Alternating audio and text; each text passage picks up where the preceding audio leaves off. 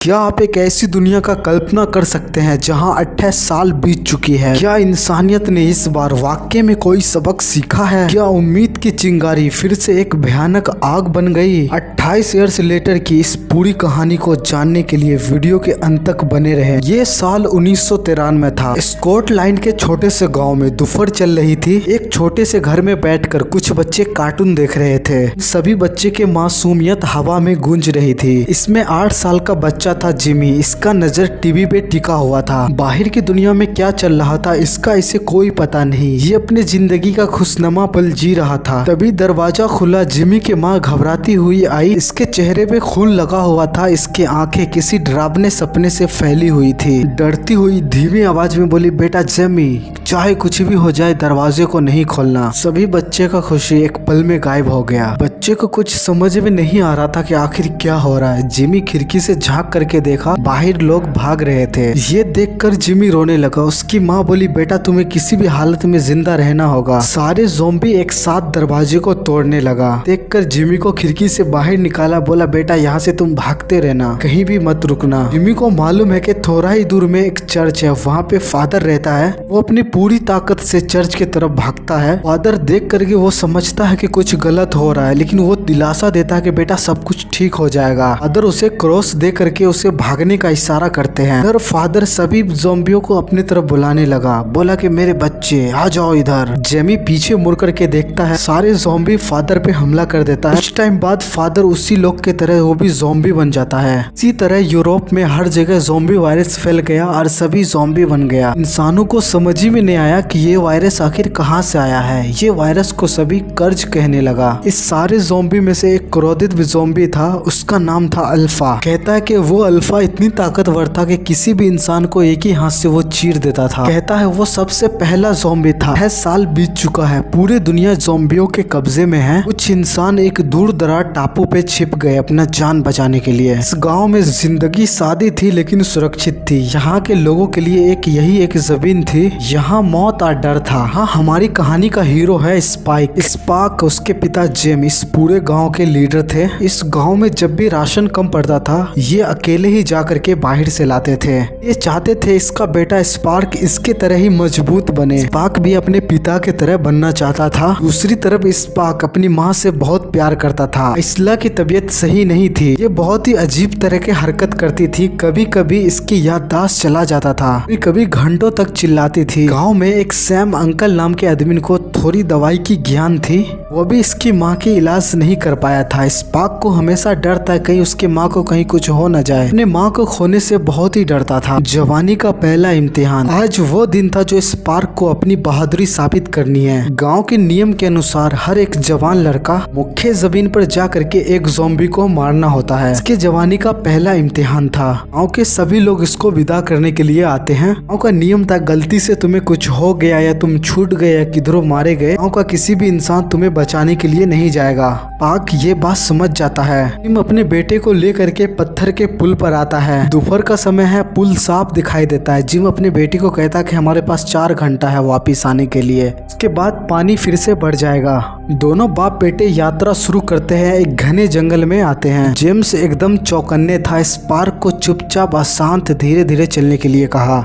Spark का दिल पूरे तेजी से धड़क रहा था। ये अपने पूरे जीवन में ऐसा ये जमीन किताबों में लिखी हुई से भी कई ज्यादा डरावनी थी। जेम्स धीरे आवाज में कहा, ये वही जगह है, यहाँ पे रेंगने वाले ज़ॉम्बी रहते हैं। स्पार्क ने देखा जमीन पे एक ज़ॉम्बी रेंग रहा था। बदन पे घास और कुछ कीचड़ लगा हुआ था। जेम्स समझाते हैं कि ये ज़ॉम्बी घास और कीड़े खाते हैं, इसी वजह से इसका रफ्तार स्लो होते हैं। जेम्स स्पार्क को धनुष दिया, बोला निशाना लगाने के लिए। स्पाइक का हाथ डर से कांप रहा था। आंखें बंद करके गहरी सांस ली और अपना निशाना लगाया। तीर सीधा ज़ॉम्बी के गर्दन में जाकर के लगा। ज़ॉम्बी वहीं पर ढेर हो गया। पीछे से एक रेंगने वाला ज़ॉम्बी आ गया। जेम्स ने बिना समय गवाए हुए उस ज़ॉम्बी को ढेर कर दिया। जेमी ने अपने बेटे का पीठ थपथपाया, बोला कि शानदार, मेरे बेटे का निशाना है। तुमने अपने जवानी का पहला इम्तिहान पास कर लिया। अपने बेटे को थोड़ी बाहरी दुनिया का झलक दिखा दिया जाए, क्योंकि इसके टापू पे ऐसे दृश्य दिखने के लिए नहीं मिलते थे। देर बाद इसको एक टूटा फूटा घर दिखा। वहाँ जा करके देखा तो वहाँ पे पहले ही सामान लूटा जा चुका था। इसे वहाँ पे एक डिश मिला, कोई संचार के लिए इस्तेमाल होता होगा। अभी इसको तेज बदबू महसूस हुए, सावधानी से आगे बढ़ा। ये देखा एक लाश उल्टी लटकी हुई थी, उसे कौवा नोच नोच करके खा रहा था। स्पार्क ये देख करके हैरान था कि कोई इंसान अपने जैसे इंसान को इस तरह से कैसे लटका सकते हैं। जेम्स ने समझाया कि इस जमीन पे बहुत ही अजीब से लोग रहते हैं, इसी वजह से हमारा टापू बहुत ही खास है। जेम्स लौटने लगे तो इसका नजर ताजे खून पे गया। स्पार्क थोड़ा आगे गया तो उसे एक पेड़ पे कटा हुआ सर हिरन का मिला। फौरन अपने डैड को बुला करके दिखाया। जेम्स समझ गया कि ये किसी और का नहीं, अल्फा ज़ॉम्बी का काम है। अल्फा ज़ॉम्बी पहले वाले ज़ॉम्बी से काफी खतरनाक था। ये और भी ज्यादा सतर्क हो गया, लेकिन ये जिससे डर रहा था वही हुआ। ज़ॉम्बियों का झुंड देखा जो इन्हीं के तरफ आ रहा था। ये देखकर जेम्स बोले बुरी तरह से फंसे और अपने बेटे को बोले कि तुम जितना स्पीड भाग सकते हो भागो। ये ज़ॉम्बी इंसानों की तरह दौड़ रहे थे, इसमें जान नहीं, ऐसा लग रहा था कि ये किसी का शिकार कर रहा हो। स्पार्क के हाथ कांप रहे थे, ये सही से लड़ भी नहीं पा रहे थे। जेम्स को पीछे हटना पड़ा, अपने बेटों को लेकर के वही झोपड़ी में फिर से आ गया। इसी तरह से बच करके ज़ॉम्बी से ऊपर गए और छुप गए। बहुत सारा अल्फा आकर के इसे ढूंढने लगे। धीरे धीरे सूरज ढल चुका था, ये दोनों झोपड़ी में बुरी तरह से फंस गए थे।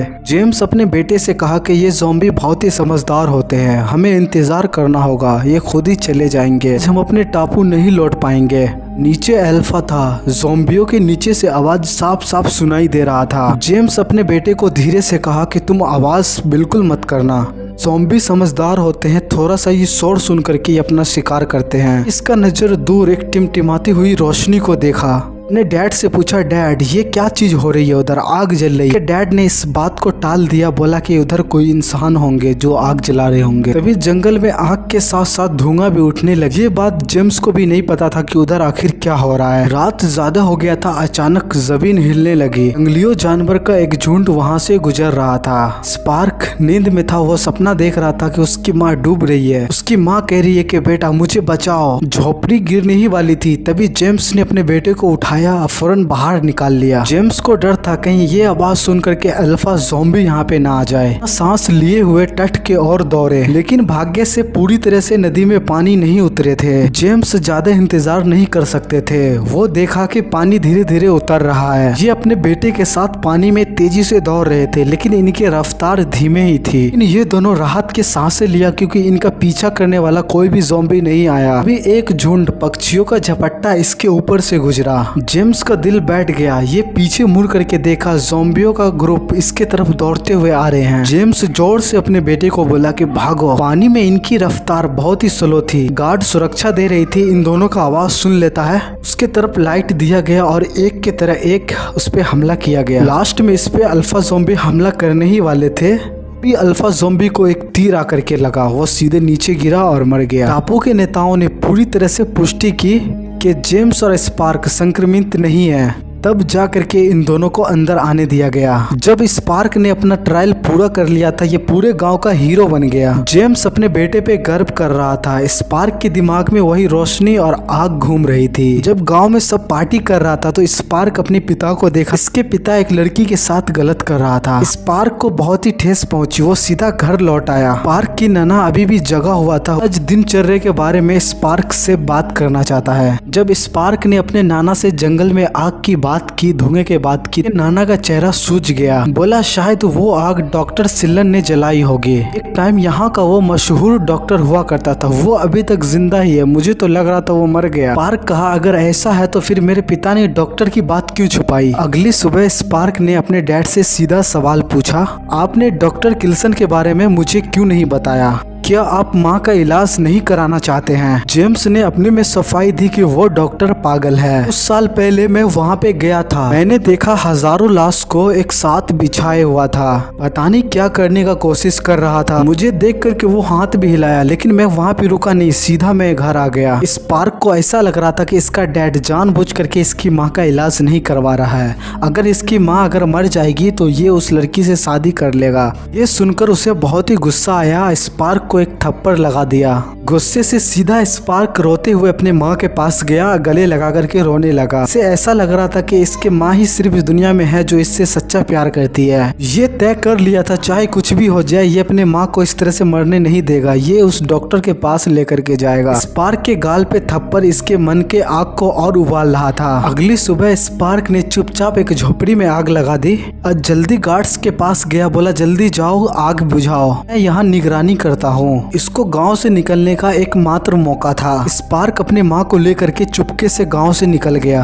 असला को अपने बेटे पे गुस्सा था। पानी का स्तर बढ़ गया था। अपने बेटे के साथ अनजान सफर पे इसे जाना ही पड़ा। पहली रात अपने पिता का सिक का पालन किया। इसने एक इमारत में शरण ली।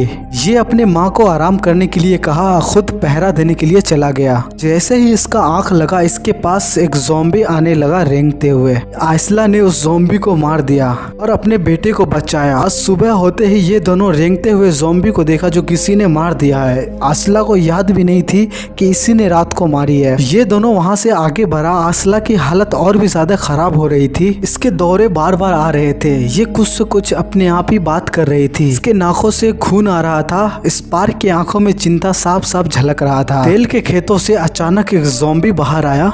तुरंत स्पार्क ने धनुष उठा करके तीर चलाया, लेकिन ये शोर से बहुत ही ज़ॉम्बी आने लगा इसके तरफ। माँ और अपने बेटे को जान बचाने के लिए भागना पड़ा। बाद ये एक पेट्रोल पंप के पास पहुंचे।